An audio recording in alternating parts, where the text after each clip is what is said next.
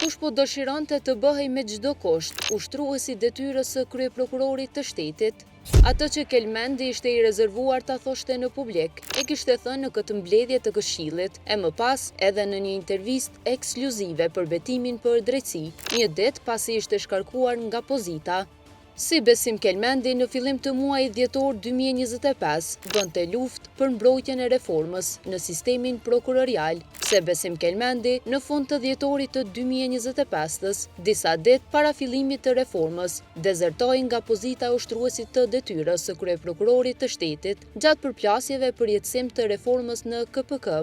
Më 21 prill 2022, Besim Kelmendi do zgjidhej ushtrues detyre i kryeprokurorit të shtetit me propozimin e zëvendës kryesuese së KPK-s, Jehona Grantolli. Grantolli kishte thënë se Kelmendi e meritonte këtë pozitë, pasi ka dëshmuar profesionalizëm dhe efikasitet jashtëzakonisht të lartë në ushtrimin e detyrës së tij si prokuror i shtetit. Për Kelmendin ishte votuar unanimisht nga të gjithë anëtarët që ai të merrte këtë pozitë. Por kush është Besim Kelmendi?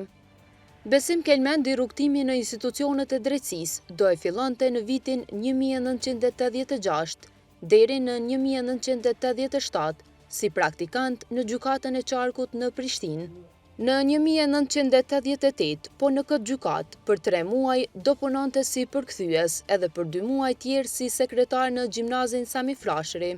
Kelmendi vend në gjykatën e Qarkut do kishte edhe gjatë gjithë viteve 90-ta, përfshi vitet e luftës 1998-1999, si bashkëpunëtor profesional, në një periudhë kur këto struktura funksiononin nën administrimin e ish regjimit të Miloševićit dhe kur kishte vite që shqiptarët largoheshin me dhunë nga vendet e punës apo dorëhiqeshin, duke mos e pranuar regjimin e Miloševićit.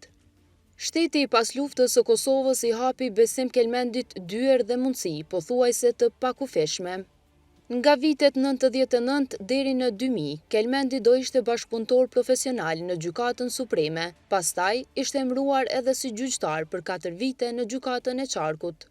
Nga viti 2004 deri në 2010, Kelmendi ishte prokuror në zyrën e kryeprokurorit të shtetit. Për 5 vjet e gjysmë, Kelmendi ishte prokuror në Prokurorinë Speciale të Republikës së Kosovës.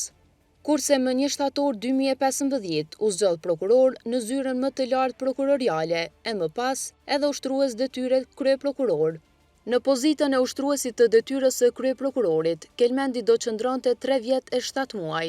Ai u shkarkua nga kjo pozitë, pikërisht kur rreth 1 muaj më pas do fillonte efektet e saj reforma në KPK, për të cilën Kelmendi ishte i zëshëm. Grantolli, e cila dikur e kishte propozuar për UD kryeprokuror të shtetit, propozoi gjithashtu shkarkimin e tij, një ditë pasi Kelmendi ishte intervistuar nga PSRK si dëshmitar në masakrën e Reçakut.